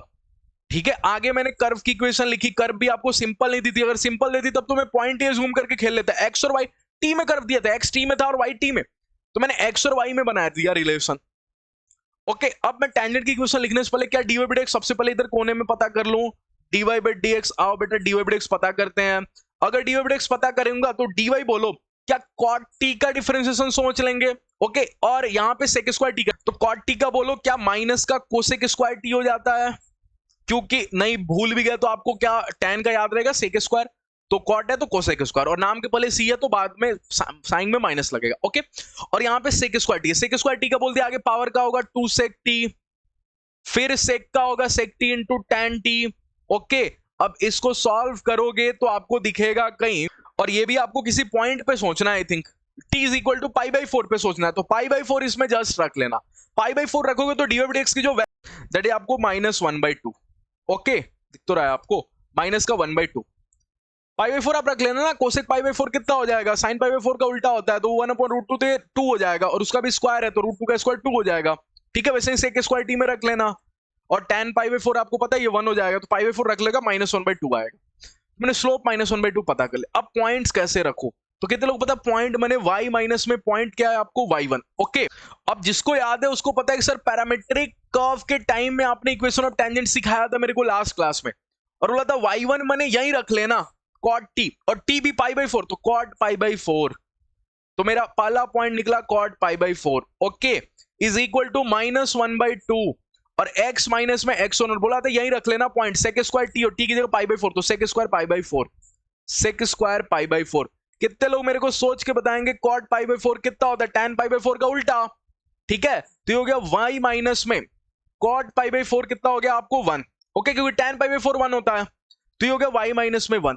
Okay, is equal to minus का 1/2, x माइनस में सेक स्क्वायर पाई बाई 4, तो सेक किसका होता है, कॉस का, कॉस पाई बाई 4 कितना हो 1/√2, तो ये हो गया √2 का स्क्वायर कितना हो गया 2, तो ये हो गया आपको 2। तो यहां से दिखा मैंने, तो ये हो गया y माइनस में 1, ये भी 2y माइनस में 2 लिख देता हूं, ज्यादा अच्छा होगा। ठीक है, तो यहां से मैं लिख दिया 2y माइनस में 2 इज इक्वल टू माइनस का x और प्लस का 2। ठीक है, तो ये दिखा आपको 2y प्लस में x इज इक्वल टू 4, तो ये मेरी टेंजेंट की इक्वेशन आ गई। Okay, 2y plus x is equal to, अब दोनों को भिड़ा देते हैं। दोनों को भिड़ाते कैसे हैं, अरे x और y की वैल्यू इंटरचेंज कर दो ना, मतलब किसी एक में सब्स्टिट्यूट कर दो, x is equal to 1 plus में y स्क्वायर है, x is equal to 1 plus में 1 अपॉन में y स्क्वायर है। अब इसके x को उठाओ, इसका x क्या हो जाएगा 4 माइनस में 2y, यहां पर रख दो 4 माइनस में 2y का होल स्क्वायर, क्या आपके सामने y नहीं आ जाएगा। अरे ऐसे ही इंटरसेक्शन पॉइंट निकालते हैं फॉर इंटरसेक्शन पॉइंट, ये तो सिंपल है बहुत। मैंने कर्व की इक्वेशन लिखी और मैंने टेंजेंट की इक्वेशन लिखी, मेरे को xy चाहिए तभी तो p q मिलेगा। p क्या है, पहला कोऑर्डिनेट, q क्या है, दूसरा कोऑर्डिनेट, p और q के कोऑर्डिनेट लाओगे तभी तो दोनों के बीच की दूरी बताओगे। ठीक है, तो यहां से अब इसको सॉल्व करो, इसको सॉल्व करना भी कोई आसान बात नहीं होगा। यहां से 4 माइनस में 2y का होल स्क्वायर है क्या, x की जगह क्या रखा, सॉरी 4 माइनस में 2y होगा ना, होल स्क्वायर क्यों कर दिया, यहाँ पे y स्क्वायर है। ओके, अब इसको देखोगे तो ये y स्क्वायर एलसीएम लेके आएगा, तो इधर से 4y स्क्वायर दिखेगा, माइनस में यहाँ से 2y क्यूब दिखेगा। ओके, और यहां से देखोगे तो यहां से दिखेगा y स्क्वायर प्लस में 1। ओके, तो एक साइड सब लेके जाओ, एक साइड लेके गया तो y स्क्वायर इधर घटाया होगा तो 3y स्क्वायर दिखेगा, माइनस का 2y क्यूब दिखेगा, और प्लस में 1 इक्वल टू 0 दिखेगा। ठीक है, ये तो सर क्यूबिक इक्वेशन है। क्यूबिक इक्वेशन कैसे सॉल्व करते हैं ये भी मैंने आपको सिखाया है, कैसे हिट एंड ट्रायल मेथड से कोई एक रूट पता कर लेते हैं। पता करो जल्दी से, हिट एंड ट्रायल से कोई एक रूट। मेरे को दिख रहा है 3 माइनस में तो 1 होता है, आई थिंक यहाँ पे -3 हो, यहाँ पे -1 होगा। ठीक है, ये +1 इधर आया तो -1 हो गया। ठीक है, -1 हो गया। ओके, अच्छा मैं y क्यूब वाले को पॉजिटिव कर लेता हूँ, क्यूब वाले को पॉजिटिव कर लेता हूँ, तो 2y क्यूब माइनस में 3y स्क्वायर प्लस में 1 इक्वल टू 0 हो गया। ठीक है, अच्छा इतना सा हो गया। अब इसमें आपको रूट पता करना है, कैसे पता करते हैं रूट क्यूबिक का, मैंने आपको सिखा रखा है कि हिट एंड ट्रायल मेथड से कोई एक रूट पता कर लो। क्या इसको देखो, ये 2 माइनस में 3 -1 होता है, और -1 + 1 0 होता है, तो जरूर y इज इक्वल टू 1 रखने पे सेटिस्फाई कर रहा है, put y is equal to 1 satisfy कर रहा है, तो इसका एक root y is equal to 1 है। अगर इसका एक root y is equal to 1 है तो मैं इसको लिखने जाऊंगा तो कैसे लिखूंगा देखना, y माइनस में 1 एक रूट लिख दिया, और फिर मैं कहीं डिवाइड करूंगा इसकी y माइनस 1 से, और डिवाइड करना भी सिखाई देता हूं आपको, सब इस क्लास में सिखा देता हूं, कुछ भी आपको छोड़ता नहीं हूं, क्योंकि आज का क्लास मेरे अकॉर्डिंग थोड़ा टफ है। 2y क्यूब माइनस में 3y स्क्वायर प्लस में 1, और डिवाइड करते हैं। डिवाइड कैसे करते हैं, यहां पे देखो तो क्या 2y स्क्वायर, अरे इसको कैंसिल करना है मेरे को, पाला वाले को कैंसिल करना एम होता है, तो 2y स्क्वायर और y क्या 2y क्यूब हो जाएगा। ओके, अच्छा फिर यहां से देखूंगा तो कहीं 2y स्क्वायर में 1 की मल्टीप्लाई कहीं माइनस का 2y स्क्वायर कर देगी। अब इन दोनों का करूंगा तो ये खत्म हो जाएगा। ओके, ये खत्म हो गया, और ये आपको -3y स्क्वायर, और ये प्लस हो जाता है ना, और ये माइनस हो जाता है, तो ये हो गया आपको माइनस का y स्क्वायर प्लस का 1। अब देखो यहां से, अब दिमाग लगाओ क्या हो गया, यहाँ पे माइनस का आपको दिखेगा y। ठीक है, माइनस का y दिखा तो माइनस का y और y की मल्टीप्लाई कहीं आपको माइनस का y स्क्वायर हो गई। ओके, और -1 और माइनस का y कहीं आपको प्लस का y हो गया, ठीक है। कैंसिल करने जाओगे तो ये और ये कैंसिल हो गया, और यहां से दिखा आपको 1 माइनस में y। अब आपको दिखेगा अरे -1 के मल्टीप्लाई करो, y -1 में -1 के मल्टीप्लाई 1 -1 होगा। तो फाइनली जो यहां पे लिखने के लिए आ गया ना मेरा, वो 2y स्क्वायर माइनस में y माइनस में 1 इक्वल टू 0, ठीक है। तो अगर इसको फैक्टराइज करोगे, अब क्वाड्रेटिक का फैक्टराइजेशन तो आपको आता है ना, कि उसका भी नहीं आता। फैक्टराइजेशन करोगे तो हो जाएगा y माइनस में 1 और 2y प्लस में 1 इक्वल टू 0, ठीक। तब तक आपको जाके पता चलेगा y minus 1 y minus 1 y minus 1 का होल स्क्वायर हो गया, और यहां से आपको 2y प्लस में 1 हो गया इक्वल टू 0। तो यहां से y की वैल्यू बताओ, एक y की वैल्यू बताओ, एक y की वैल्यू क्या 1 हो गई, और दूसरी y की वैल्यू क्या -1/2 हो गई, ठीक है। तो 2 y आ गया, दोनों y को एक एक करके एक रख देना, किस में, कर्व में। अरे कर्व में ही रखोगे ना, कर्व क्या है, x is equal to 1 plus में y 1 अपॉन में y स्क्वायर, या फिर टेंजेंट में भी रखोगे, वो दोनों को सेटिस्फाई करेगा, दोनों को सेटिस्फाई करेगा। तो आसान है, टेंजेंट टेंजेंट में ही रख लो। कहां गया टेंजेंट मेरा, यहां पे इसमें रख लो, ठीक है। y को एक बार रख लो 1, अगर y को 1 रखोगे तो कहां गया, y को 1 रखते हैं ये 2 हो गया, x की जगह 2 आ गया, 4 माइनस में 2, ठीक है। और दूसरी बारी में आप y की जगह -1/2 रख लो, क्योंकि दोनों को सेटिस्फाई करेगा। कर्व में भी रख सकते हो, सेम आंसर आएगा, टेंजेंट में भी रखोगे सेम आंसर आएगा। थोड़े से अच्छे क्वेश्चंस है, तो थोड़ा सा टाइम भी लग रहा है इसमें। ओके, आई अब आसान आसान पे मूव करते हैं। अब इजी क्वेश्चन बोला, एक कर्व है x is equal to y square, ठीक है। दूसरा कर्व है x y is equal to k, cut कर रहा है राइट एंगल पे।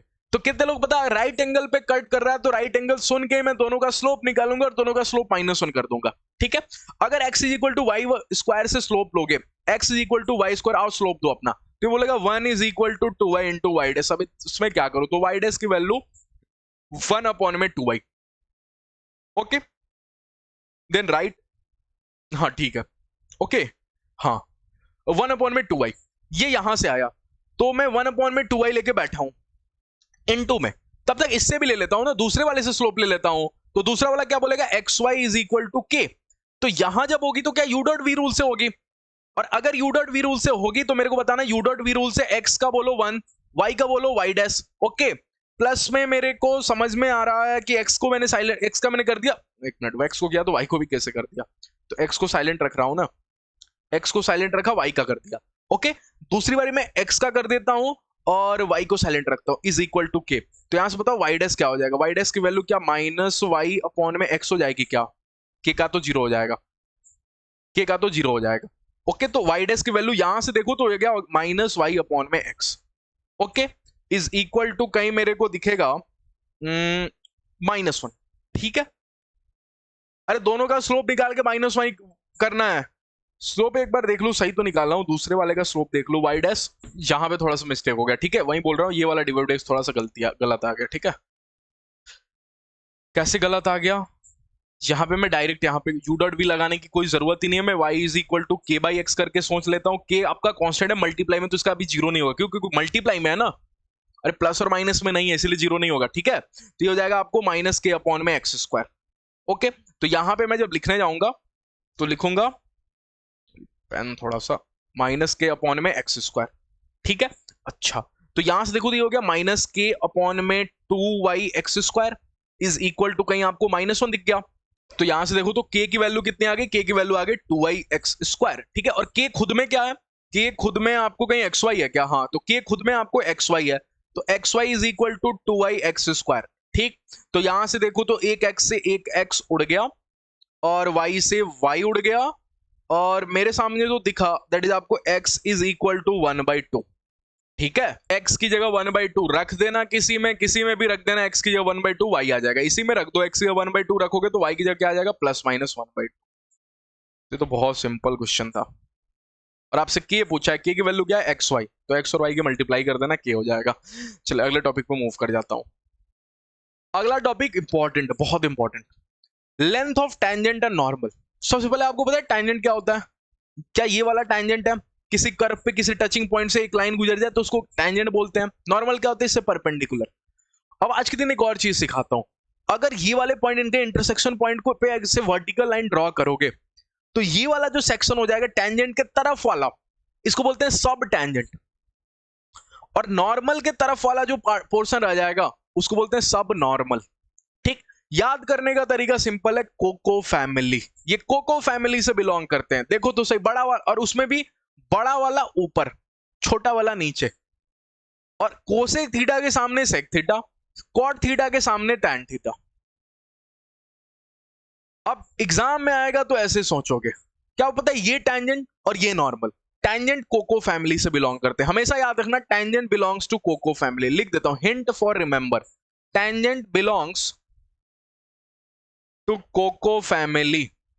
ठीक है, को और को होता है ना स्टार्टिंग में उनके, तो थोड़ा सा लिंक कर दिया याद करने के लिए। अब मेरे को जल्दी से यहां पे बताओ length of tangent, LOT, length of tangent मेरे को सोच के बताओ। क्या y इंटू में क्या लिखूं इनकी जगह? तो क्या टैंजेंट मैंने कोको फैमिली, और टैंजेंट ऊपर होता है तो बड़ा वाला, कोको फैमिली में बड़ा कौन? कोसेक थीटा, तो y cosec theta direct. Okay, अच्छा लेंथ ऑफ सब टैंजेंट बताओ मेरे को, लेंथ ऑफ सब टैंजेंट बताओ मेरे को जल्दी से। लेंथ ऑफ सब टैंजेंट मैंने कोको फैमिली का ही पार्ट होगा, लेकिन नीचे होगा तो कॉट थीटा। ठीक है, अच्छा अब मेरे को सोच के बताओ length of normal, LON, length of normal. Normal के टाइम में कोको फैमिली में कोसेक थीटा के पास वाला नॉर्मल होगा ना, तो सेक थीटा, तो y is equal to sec theta, sorry y sec theta, y sec theta. Okay, मैंने यहां पे इक्वल टू लिख दिया, sorry for that, y into cot theta. Okay, अच्छा ऐसे ही मैं आपसे पूछूं लेंथ ऑफ सब नॉर्मल, तो मेरे को सोच के बता दोगे सब नॉर्मल क्या क्या नीचे वाला होता है? एग्जाम बैठ के सही सोचना है, सब नॉर्मल, अरे कोको फैमिली तो एक कोसेक थीटा के पास वाला सेक थीटा, और नीचे आपको कॉट थीटा, और कॉट थीटा के बगल वाला सब नॉर्मल दैट आपको टैन थीटा, तो y इंटू टैन थीटा। तो ऐसे आपको याद रखना है। ओके, आओ क्वेश्चन करके सीख लेते हैं। बोला लेंथ ऑफ टैंजेंट बताओ, इसके लिए टैंजेंट बताओ, length of tangent x is equal to 0। तो मेरे को पता है एक बात कि लेंथ ऑफ टैंजेंट क्या होता है, LOT, लेंथ ऑफ टैंजेंट क्या होता है? क्या y इंटू में, एग्जाम में बैठ के सोच रहे, लेंथ ऑफ टैंजेंट गिरा तो y इंटू में कोको फैमिली माने कोसेक थीटा, ऊपर है ना तो कोसेक बड़ा वाला। ओके, अब y क्या है? x इज इक्वल टू 0 पे सोचो, 0 0 0 ये सब 0, तो y 1 है, तो 1। ठीक है, इनटू में कोसेक थीटा कैसे लाऊं? तो हमेशा tan के फॉर्म में थीटाओं को सोचना है। जितने भी थीटा मैंने लिखा ना, सबको tan के फॉर्म में सोचो। क्यों सर tan के फॉर्म में क्यों सोचूं? क्योंकि dy by dx tan theta होता है, इसलिए tan के फॉर्म में सोचूं। हाँ, तो कितने लोग सोच के बताएंगे कोसेक थीटा का तो कॉट थीटा होता है, क्योंकि आपने सिखाया था कोसेक थीटा कॉट थीटा के फॉर्म में दिखेगा। ठीक है, क्योंकि एक फॉर्मूला मेरे को हमेशा याद रखना है, S और T वाला।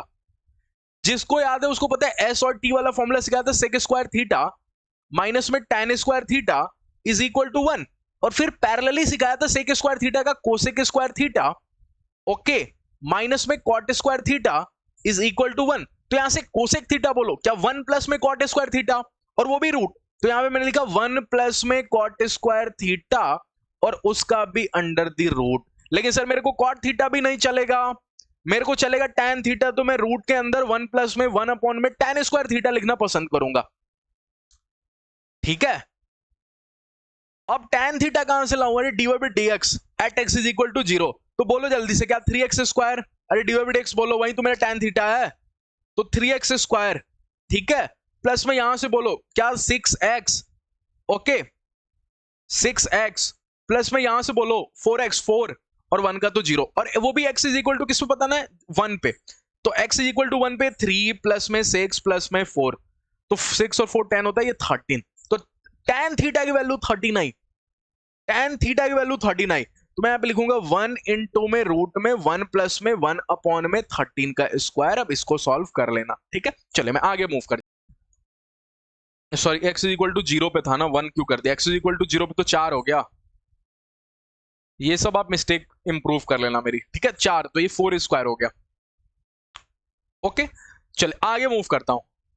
अब बोला इफ लेंथ ऑफ सब normal at any point two the curve this is constant.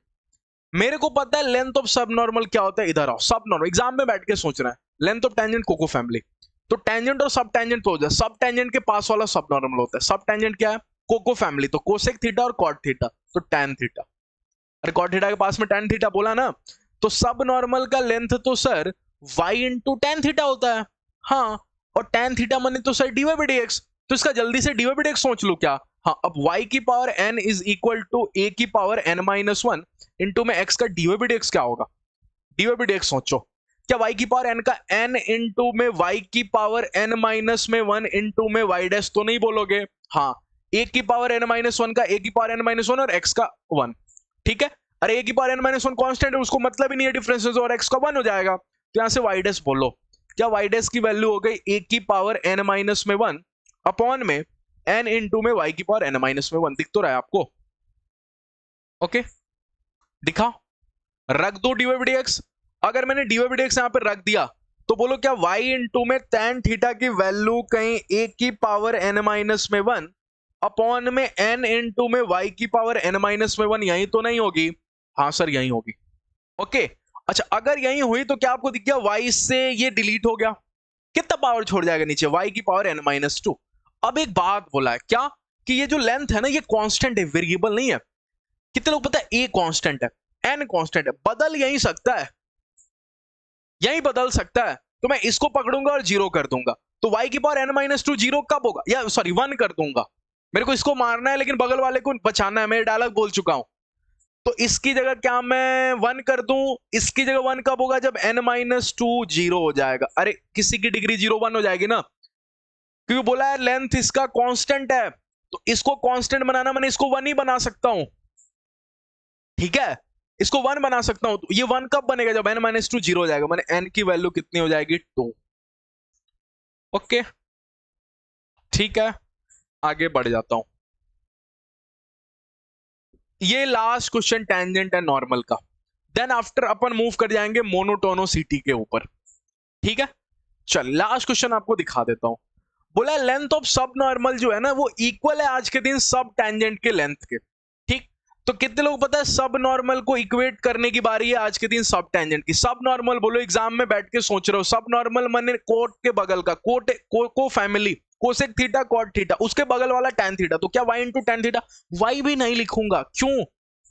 क्योंकि y और y कैंसिल हो जाएगा, तो क्यों लिखूं, बेकार का टाइम पास क्यों करूं y और y कैंसिल करके। सब टेंजेंट सोचो, सब टेंजेंट कॉट थीटा, तो tan theta is equal to cot theta. अरे ये तो मजा आ गया, tan theta is equal to cot theta, direct लिख दूं क्या?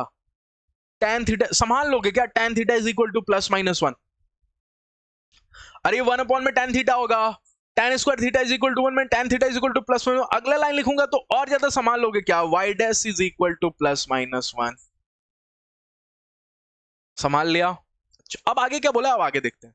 बोला है कोई फंक्शन है at 3,4 and tangent is meeting coordinate axis at a and b, then maximum. मतलब टेंजेंट, वही एक क्वेश्चन कराया था लास्ट क्लास में, टेंजेंट जो है वही मेरा इंटरसेप्ट है, क्योंकि टेंजेंट मिल रहा है कोऑर्डिनेट एक्सिस पे, तो टेंजेंट मेरा वो इंटरसेप्ट वाली लाइन है। ये वाली फोटो दिमाग में आई कि नहीं आई? ये वाली फोटो दिमाग में आ गई। तो इस कोऑर्डिनेट को बताने के लिए क्या मेरे को टेंजेंट की इक्वेशन चाहिए होगी, तो टेंजेंट की इक्वेशन निकालने के लिए मेरे हाथों में स्लोप होना चाहिए, वो मैंने निकाल लिया।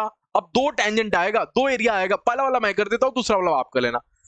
मैं एक बार dy by dx is equal to 1 लेके पहला टेंजेंट का इक्वेशन लिख देता हूं, ठीक है। पॉइंट बोलो जल्दी से, y माइनस में पॉइंट तो क्वेश्चन वाले ने दिया हुआ है एट 3,4, तो y माइनस में 4 ओके इज इक्वल टू, इधर से बोलो 1। अरे dy by dx की जगह 1 क्या ही लिखूं, चलो फिर भी लिख देता हूं, x माइनस में 3, ठीक है। तो कितने लोगों को दिख गया? ये तो अपना सर y माइनस में x is equal to -3 plus में 4 1 है। तो टेंजेंट की इक्वेशन मेरी ये है, और अगर ये टेंजेंट की इक्वेशन है तो जल्दी से ये कोऑर्डिनेट सोच जाओ, ये कोऑर्डिनेट सोच के बता दो मेरे को। ये कोऑर्डिनेट के बोला ना, y को 0 रख दूंगा, x मेरे को बाहर निकल के बोलेगा मैं -1 हूं। सर फील नहीं आ रहा, अच्छा तो इधर होगा, कोई दिक्कत नहीं है मेरे को, इधर होगा x -1। ये कोऑर्डिनेट सोच के बता दो मेरे को। क्या मैं यहाँ पे x की जगह 0 रखूंगा, सॉरी y की जगह 0 रखूंगा, हाँ सॉरी फॉर दैट, यहां मैं y की जगह 0 रखा, ठीक है। यहाँ x की जगह 0 रखूंगा, x की जगह 0 रखते मेरा y 1 हो जाएगा। ओके तो जल्दी से बोलो इसका एरिया क्या लिख दूं। एक और ट्रायंगल आएगा, कितने लोग पता है, क्योंकि एक और टेंजेंट पॉसिबल है -1 वाली स्लोप की, ठीक है। तो एरिया बताओ मेरे को, हाफ इंटू में बेस, हालांकि हाँ -1 वाले, ठीक है। हाँ अब यहां से बोलो हाफ इंटू में बेस, बेस की वैल्यू बोलो -1, नहीं बेस तो लंबाई है वो तो पॉजिटिव होगा, इंटू में हाइट क्या 1, तो एरिया हो गया आपको 1/2। ओके चले मोनोटोनोसिटीज, तो दूसरा वाला एरिया निकालना और आप मेरे को कमेंट सेक्शन में टाइमिंग के साथ आंसर मेंशन कर देना। ओके मोनोटोनोसिटी अपने आप में बहुत इंटरेस्टिंग है और बहुत इजी है। टेंजेंट और नॉर्मल थोड़ा टफ है क्योंकि उसमें डिफरेंशिएशन भी आ जाता है और आपको कैलकुलस भी आता है, डिफरेंशिएशन भी आता है। एक बार मैं समराइज कर देता हूं टेंजेंट नॉर्मल में क्या पढ़ा। टेंजेंट और नॉर्मल में आपको टेंजेंट की इक्वेशन लिखने आनी चाहिए। टेंजेंट की इक्वेशन के लिए इस वाले चैप्टर में आपको सबसे पहले स्लोप लिखना पड़ेगा, और स्लोप पॉइंट ऑफ टेंजेंसी पे लिखी जाती है। ठीक है, dy/dx एट x1 y1, जहां पे x1 y1 point of tangency है, कोई और पॉइंट नहीं है, पॉइंट ऑफ टेंजेंसी है। तो मेरे को कोई भी कर्व दिया होगा, अगर टेंजेंट की इक्वेशन लिखनी होगी तो सबसे पहले मैं dy/dx के पीछे भागूंगा, और अगर मेरा dy/dx निकाल गया फिर y माइनस में y1 is equal to dy/dx x minus में x1। ठीक है, यही काम करना है आपको पूरे चैप्टर में। ठीक, टेंजेंट की इक्वेशन लिखने आनी चाहिए। नॉर्मल की इक्वेशन क्या होगी, स्लोप का आपको पलट देंगे और माइनस लगा देंगे। तो टेंजेंट की इक्वेशन लिखना ही सीखे पूरे टेंजेंट और नॉर्मल चैप्टर में, वो आपको आना चाहिए। एक बार ध्यान से सुन लेना, अच्छे से इसकी प्रैक्टिस कर लेना, क्वेश्चन की स्ट्रांग हो जाएगा। मोनोटोनिसिटी बहुत आसान है, इसमें एक्चुअली में आपको नेचर ऑफ ग्राफ को ऑब्जर्व करना होता है। नेचर ऑफ ग्राफ को कैसे ऑब्जर्व करते हैं सर? नेचर ऑफ ग्राफ को कुछ इस प्रकार से ऑब्जर्व करते हैं कि पता करते हैं कि ग्राफ का नेचर कैसा है, इंक्रीजिंग है कि डिक्रीजिंग है, माने बढ़ता हुआ ग्राफ है कि घटता हुआ ग्राफ है। अच्छा, अब एक बच्चे ने बोला सर इधर से देखूंगा तो ऐसा लग रहा है ग्राफ मेरा बढ़ रहा है, देख के पता कर रहा हूं, लेफ्ट टू राइट गया तो, लेकिन सर उल्टा चलूंगा तो मेरे को डिक्रीजिंग नजर आएगा। हाँ, तो हमेशा लेफ्ट टू राइट ही देखा जाता है। तो एक तो तरीका देख के, मैंने देखा लेफ्ट टू राइट, ऐसा नहीं लग रहा है कि अरे आगे बढ़ रहा है। एक दूसरा दिखाऊं, देखो लेफ्ट टू राइट, इधर से इधर देखो, क्या घटता हुआ नहीं दिख रहा है? हाँ, तो एक तो है बाय ऑब्जर्वेशन, लेकिन उसके लिए ग्राफ बनाना जरूरी है। लेकिन कल को अगर फंक्शन का मैं ग्राफ नहीं बना सकता तो फिर मैं सोचता हूं, और दिमाग लगाता हूं। अगर मैंने बोला कोई एक पॉइंट को पकड़ो, इस पॉइंट को x1 को, ठीक है, अच्छा, फिर मैंने बोला कहीं दूसरे पॉइंट को पकड़ो, इसको x2 को, ठीक, पकड़ लिया मैंने। अच्छा, अगर मैंने पकड़ा तो x1 पे जो वैल्यू मिलेगी मेरे को fx1 मिलेगी। ठीक है, अच्छा, fx1 मिली, तो और दूसरे पॉइंट पे जो मिलेगी दैट इज मेरे को fx2 मिलेगी। इस पॉइंट पे मेरे को जो फंक्शन की वैल्यू मिलेगी मेरे को fx2 मिलेगी। कितने लोग सोच के बताएंगे x2 और x1 में कौन बड़ा है? मैं पहला पॉइंट लिखने जा रहा हूं आपके सामने, फर्स्ट पॉइंट। ठीक है, x2 और x1 में क्या x2 बड़ा है? और देखो ना, x2 और x1 और x2 में इधर की वैल्यू में x बड़ी होगी ना। मैंने बोला x2 को बड़ा है और x1 छोटा है। फंक्शन की वैल्यू देखना, क्या fx2 बड़ी है, fx1 छोटी है। और देखो तो सही, ऊंचाई में fx2 की बड़ा है ना और fx1 छोटा है, तो मैंने लिखा fx2 बड़ा है और fx1 छोटा है। ठीक है, अच्छा, तो अगर आपने x की वैल्यू फंक्शन में रखी और फंक्शन की वैल्यू की भी ऑर्डर वही रही, जैसे 4 और 2 में 4 बड़ा है, और अगर मैंने 4 फंक्शन को खिलाया तो f4 भी बड़ा निकल गया f2 के कंपैरिजन में, तब जाके मैं दुनिया के सामने बोलूंगा अच्छा ये सेम ऑर्डर फॉलो हो रहा है, मैंने x2 ग्रेटर देन x1 और उसके उस पॉइंट की वैल्यू पे फंक्शन की वैल्यू का भी वही ऑर्डर है, तब मैं दुनिया के सामने बोल दूंगा it is a increasing function. Okay, it is a increasing function. तो मैं यहां पे लिखना चाहूं तो क्या लिख दूं आपके सामने कि when same order of points and value of function is followed। ठीक है, अगर कल को पॉइंट का ऑर्डर, पॉइंट नहीं वैल्यू लिख देता हूं, when same order of value, ठीक है, वैल्यू माने x1 y1, ये वैल्यू है मेरा, ओके, और ये वैल्यू ऑफ फंक्शन है, ओके, ये वैल्यू ऑफ फंक्शन है। तो मेरे को क्या समझना है कि अगर कल को वैल्यू का जो ऑर्डर है माने x2 ग्रेटर देन x1 है और वैल्यू ऑफ फंक्शन का भी वही ऑर्डर है, तो मैं दुनिया के सामने बोल दूंगा इंक्रीजिंग फंक्शन है। ठीक है, अच्छा, ये बात नंबर 1 हुई। बात नंबर 2 क्या हुई, जो सबसे इंटरेस्टिंग है कि इस टाइम सुनना, इस टाइम क्या डिफरेंशिएशन करोगे f डैश x, तो उसकी वैल्यू को बोलना ग्रेटर देन इक्वल टू 0। ये सबसे काम की बात है। पहले वाला तो काम का है, ये भी काम में मैं लूंगा, दूसरा वाला इससे भी ज्यादा काम का है कि f dash x greater than equal to 0 जब भी होगा तो इंक्रीजिंग फंक्शन होगा। ठीक है, कितने लोगों को पता चल गया? इसमें एग्जैक्टली उल्टा, डिक्रीजिंग में एग्जैक्टली उल्टा। अगर मैं इसको बोलता हूं x1, तो इस पे मेरे को पॉइंट की वैल्यू कोई सोच के बताएगा क्या? क्या fx1 हो जाएगा वैल्यू ऑफ फंक्शन। अच्छा, इस पे बोलता हूं अगर x2, तो मेरे को वैल्यू ऑफ फंक्शन कोई सोच के बताना fx2।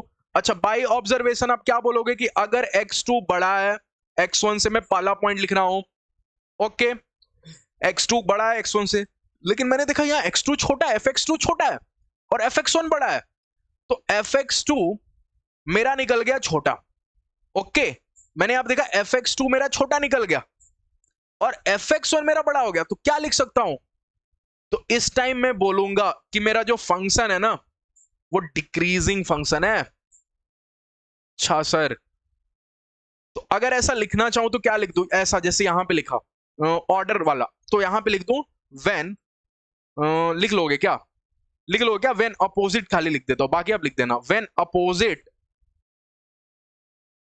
Opposite order of value and value of function is there. ठीक है, इज देयर। ठीक, दो जो भी इंग्लिश आती है मैंने उसमें लिख दिया है ताकि आप समझ जाओ कि जब भी आपको वैल्यू का ऑर्डर और वैल्यू ऑफ फंक्शन का ऑर्डर और अपोजिट हो, सेम नहीं हो, सेम हो गया कल को मैंने x2 ग्रेटर देन x1 और fx2 भी ग्रेटर देन fx1, तो आप बोलोगे इंक्रीजिंग फंक्शन। इंक्रीजिंग में दुनिया ऐसे समझो, ये भी सब भूल जाओ, सब भूल जाओ, ऐसे समझो जब दुनिया सीधा चलेगी मैंने x2 ग्रेटर देन x1 और fx2 ग्रेटर देन fx1, तो आप बोलोगे इंक्रीजिंग, आप बढ़ रहे हो। ठीक है, लेकिन अगर दुनिया कल को उल्टी चलेगी, मैंने x2 ग्रेटर देन x1 लेकिन fx2 छोटा हो गया और fx1 बड़ा हो गया, दुनिया उल्टी चल रही है, तो आप घटोगे, तो आप डिक्रीजिंग हो गए। ये वाला तो समझ में आया ना? ओके, बात नंबर 2, कितने लोगों को पता चला मोस्ट इंपॉर्टेंट वाला कि यहां अगर f dash x greater than equal to 0 तो यहां f dash x less than 0। अब क्वेश्चन अगले क्लास से कराऊंगा मोनोटोनिसिटी का, तो मैंने आज के क्लास में आपको मोनोटोनिसिटी के बारे में आइडिया दे दिया थोड़ा बहुत कि क्या होता है। ओके, नेक्स्ट क्लास में जब मिलूंगा तो मोनोटोनिसिटी के क्वेश्चन के साथ मिलूंगा। ठीक है, तो आज की क्लास को यहीं एंड करते हैं, मिलते हैं नेक्स्ट क्लास में। मोनोटोनिसिटी का क्वेश्चन होगा और mean value theorem, Rolle's theorem भी पढ़ेंगे। इसका फिर एक और लेक्चर आएगा, 2 क्लास और होगा इसका, फिर नेक्स्ट क्लास में आपको मैक्सिमम मिनिमा पढ़ाऊंगा। ठीक है, तो पढ़ाई करते रहो। देखो टाइम बहुत कम रह गया है, पूरा फोकस आपको प्रिपरेशन के ऊपर करना है, क्योंकि अब सिर्फ आई थिंक आपको 20 दिन और रह गए डब्ल्यूबीसी एग्जाम्स में, तो पूरा प्रिपरेशन के ऊपर फोकस करो, इधर उधर बिल्कुल नहीं ध्यान आपको देना है। ये टाइम आपके लिए बहुत इंपॉर्टेंट है, क्योंकि ये टाइम में जो आप पढ़ोगे ना, ये टाइम में जो आप सीखोगे ना, वही आपके लिए इंपॉर्टेंट होगा। अभी तक आपने क्या पढ़ा क्या नहीं पढ़ा वो उतना ज्यादा इंपॉर्टेंट नहीं, लेकिन अब भी जो आप पढ़ोगे वही आपके दिमाग में रहेगा। तो जो बच्चे पढ़ चुके हैं और इस मोमेंट पे अगर छोड़ रहे हैं ना, थोड़ा सा कम कर रहे हैं अपनी प्रिपरेशन को या फिर रिवाइज नहीं कर रहे हैं, वो भूल जाओगे वो पहले का पढ़ा हुआ। तो 2 साल जो पढ़ते हो ना, अगर पढ़ रखे हो तो अभी रिवाइज करो अच्छे से, क्योंकि अभी जो पढ़ोगे वही दिमाग में रहेगा और वही एग्जाम के टाइम अप्लाई हो पाएगा। तो अच्छे से पढ़ाई करो, प्रिपरेशन करो, टाइम आपको दोबारा बिल्कुल नहीं आने वाला। एग्जाम में अच्छे से जाएगा आपको एग्जाम, तो अच्छा कॉलेज मिलेगा आपको, अच्छा ब्रांच मिलेगा और फिर आपका वहां से लाइफ थोड़ा चेंज हो जाता है। ठीक है, तो पूरा फोकस प्रिपरेशन में करो, अच्छा कॉलेज आपको लेना ही लेना है एनी हाउ डब्ल्यूबीसी के थ्रू। ठीक है, और पीवाईक्यूज करते रहो, लास्ट में यही बोलूंगा पीवाईक्यूज करते रहो, और साथ में अगर हमारे स्टडी मटेरियल ग्रुप में इनरोल हो तो एक्सरसाइज 1 जरूर एटलीस्ट कर लिया करो, मैं हर वीडियो में आपको बोलता हूँ। ठीक है, और पीवाईक्यूज आप जरूर किया करो डब्ल्यूबीसी के। ओके, चले मिलते हैं नेक्स्ट क्लास में, keep watching, thank you all of you.